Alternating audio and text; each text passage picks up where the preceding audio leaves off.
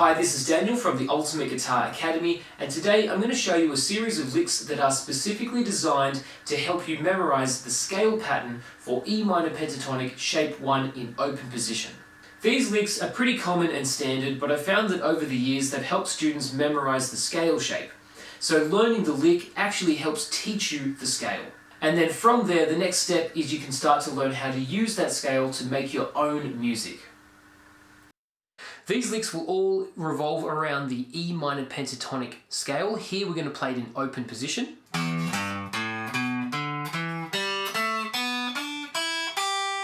then descending.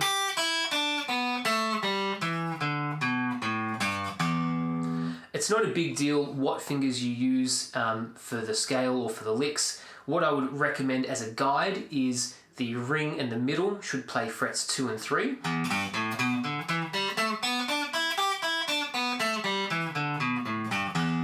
A good way of remembering this is if it's fret 2, then it's finger 2. Fret 3, finger 3. Fret 1 would be finger 1, of course, and fret 4 would be finger 4. They're not found in this scale, hence why we don't need to worry about them.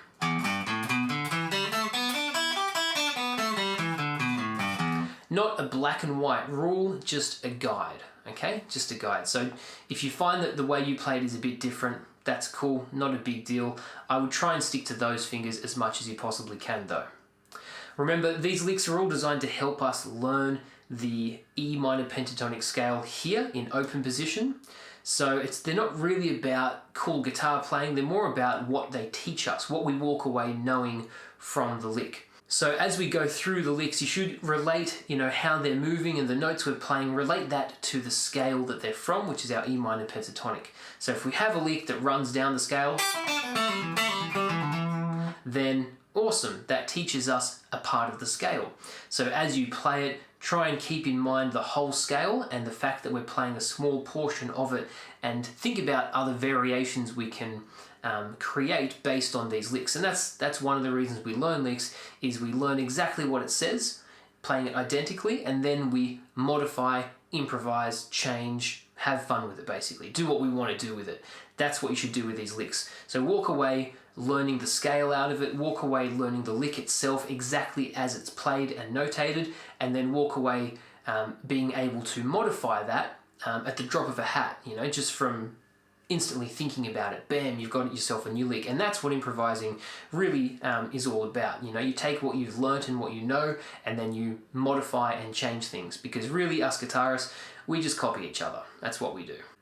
Okay, so our first lick is pretty straightforward. We're going to start on the A string with open and hammer to 2. Then we go to the D, open 2, and then the same 2 notes on the D, open 2, but we hammer. So we get a hammer on, open 2 on the D, and then another hammer on of the same 2 notes. So played a bit faster. And if we look at the way this is notated, the timing is arranged so that we start after beat 3 of a bar. So if we count us in, we get 1, 2, 3. I'll play it again. 1, 2, 3. And again, 1, 2, 3.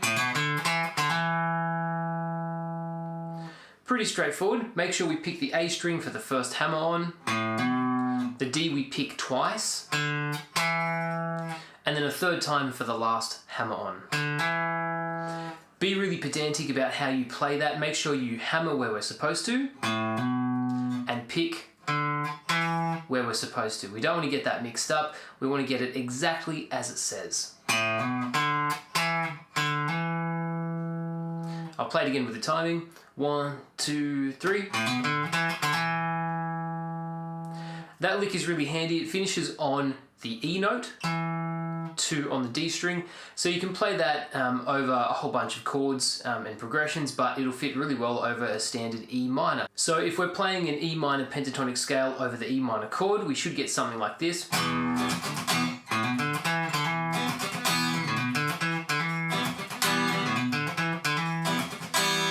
That's how it should fit together. One more time. 1, 2, 3. Simple and melodic, especially considering it only uses 4 notes. Our next lick is also quite straightforward. On the G, we go to 2 and we play 2 open. On the D, we play the same, 2 open. Then the G is open, and the D is 2. So we get this.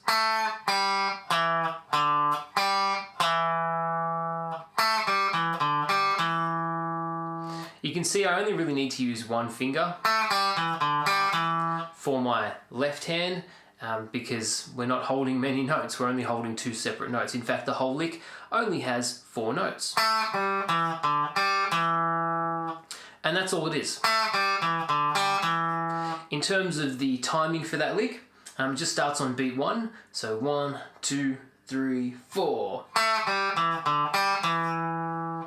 Nice and simple. And this lick fits quite well with the previous lick that we looked at.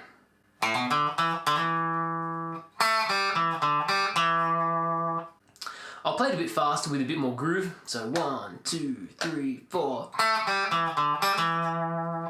Maybe some less groove. And remember, you can feel free to add things like vibrato. Take the lick as it is, learn it as it is, and then just muck around with it. Turn some notes into hammer-ons, pull-offs, add vibrato, go crazy. These are all about generating ideas and getting used to the scale. You might notice that the finishing note for this is the E note, which is second on the D string, and that E note is in my E minor chord. So already I've got a good reference point for how this lick fits with a chord shape.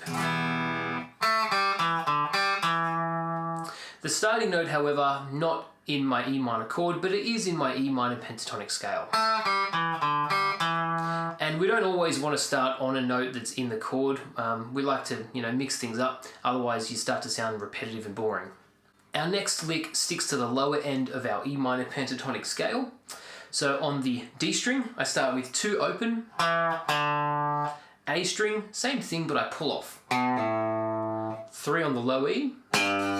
Back to that A string pull off on 2. And then the E string pull off from 3 to open. So we should get a little tricky with this lick with all the pull-offs. It's easy to accidentally hit the strings underneath when you're playing a pull-off. For example,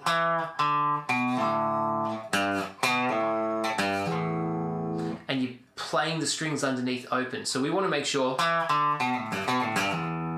our pull-offs don't do that. It might be easiest just to learn this lick as it is, and then after a while you should be able to control those pull-offs a little bit better. One tip I have for that is when you play the pull-off, don't pull your finger all the way off the guitar. You'll notice when I play, I kind of roll that finger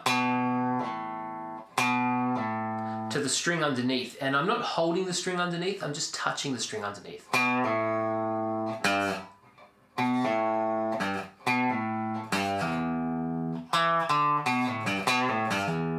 Especially for that last one, because it's the last note. Anytime I accidentally hit a string underneath, it's really going to stand out. The other times, we might be able to get away with it a bit more.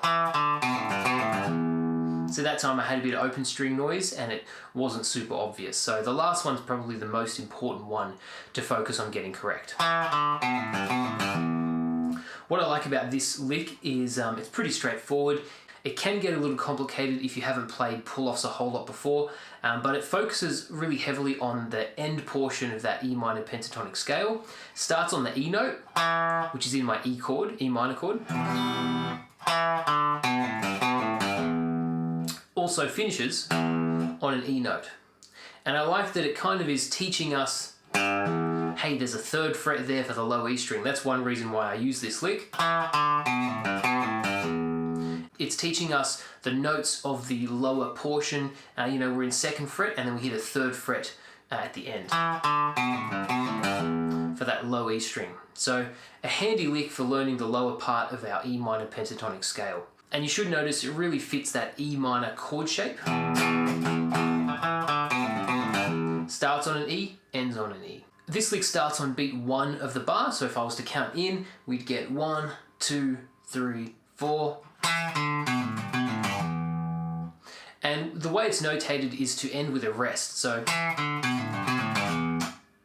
we'd stop our guitar on that beat, so rest, rest, rest, rest.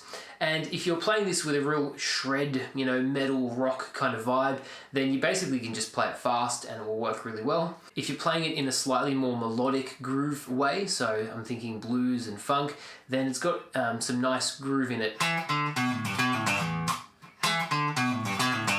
It's kind of a good funk lick, especially if you flick down to your bridge pickup.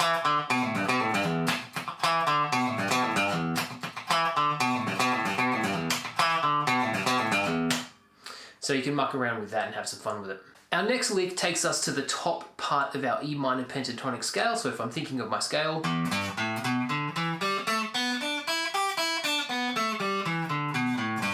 I'm going to start right at the top. And I basically just play the scale descending but with pull-offs. Stopping on that E note there. So that would be 3 pull-off to open on the high E, the B string, 3 pull-off to open, the G, 2 pull-off to open, and then the D, 2. Now there's more coming, but that's the first part. All the notes here should be even, da da da da da da da. With those pull-offs, just watch that you don't get the strings underneath. We want to make sure we have a nice clear sound. There are a few ways to do that. One way is to use your right hand to touch some of the strings. For me, that's mostly subconscious. Also with the pull-off itself, you can pull off the string and you kind of roll it to the string underneath so that you're just touching it so that it doesn't make any sound, so it's not moving.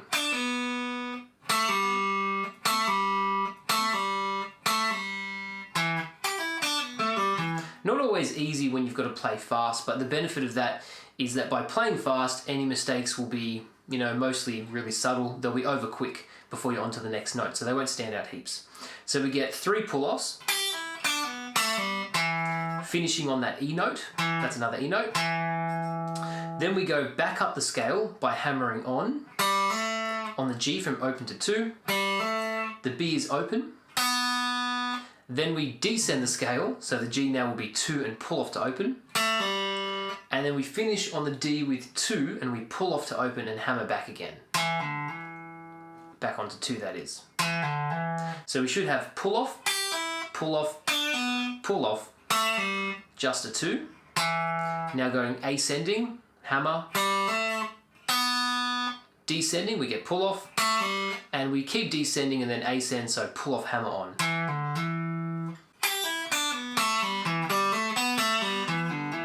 I like this lick because it sounds cool when it's fast.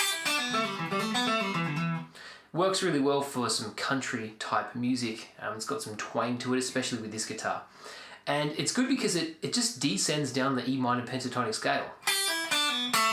Now it ascends, now descends, and ascends.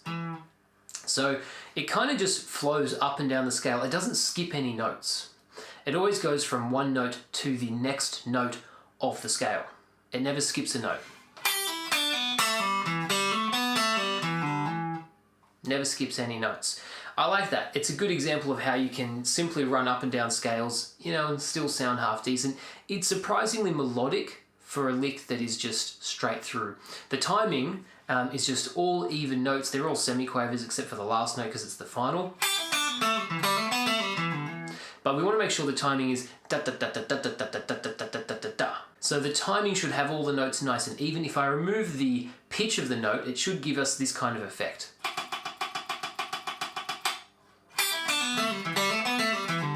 And by having lots and lots of pull-offs and hammer-ons, it means that we get a lot of notes without having to pick everything, My right hand can take a breather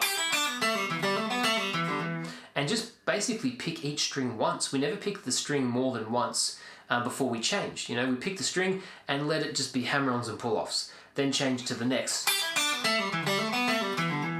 One reason I like this lick is because it just descends down the scale and back up again.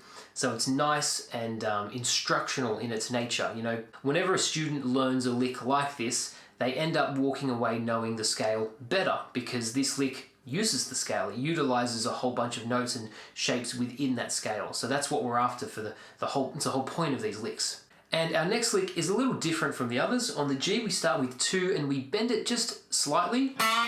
It's not really a big deal how much you bend it for sake of the lick.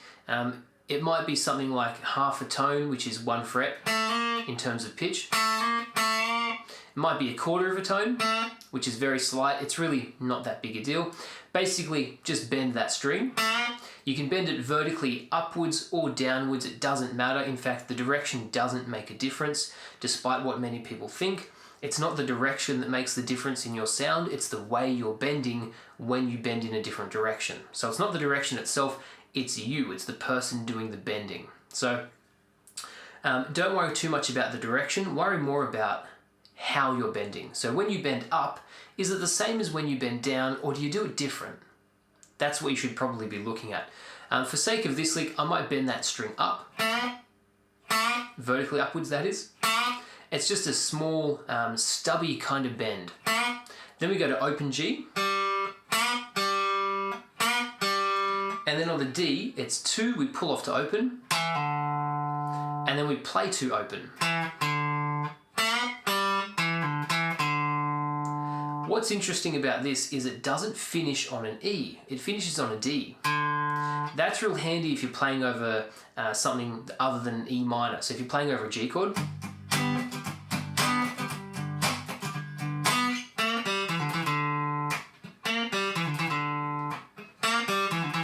and like all the licks on this guitar, it sounds like a country song. That's just partially this guitar and the fact that we're playing pentatonic. So that's our lick. Make sure on that D string it's a pull off and then pick the 2 notes, 2 and open. So pull off, 2 open. And then with the bend, like I said, it doesn't matter whether you bend upwards or downwards in terms of vertical up or down. What matters more is how you bend. When you bend a lick like this, your thumb should probably be quite high. See, my thumb's high. You could here get away with bending with 1 finger, but if that's, difficult, just use 2 fingers. I would definitely recommend the middle and the ring for our 2 fingers. If you're bending with 2 fingers, that is. If you're bending with 1 finger, I prefer middle. And then I just use middle for the rest. Not really that big of a deal. I probably would avoid using the index. You can, but to me it just feels a bit awkward. I prefer the ring and the middle. Now let's quickly recap on what these licks were. Here we started off with, and of course, then we moved on to, and of course we had, and our last lick. Thanks for learning these licks with me. Remember, as you practice them, try and visualize the scale shape. And if you can, think about the notes that you're playing rather than just the shape that the notes make. Remember, if you get stuck with anything, feel free to reach out to us over at ultimateguitaracademy.com. All the best, and until next time, keep shredding.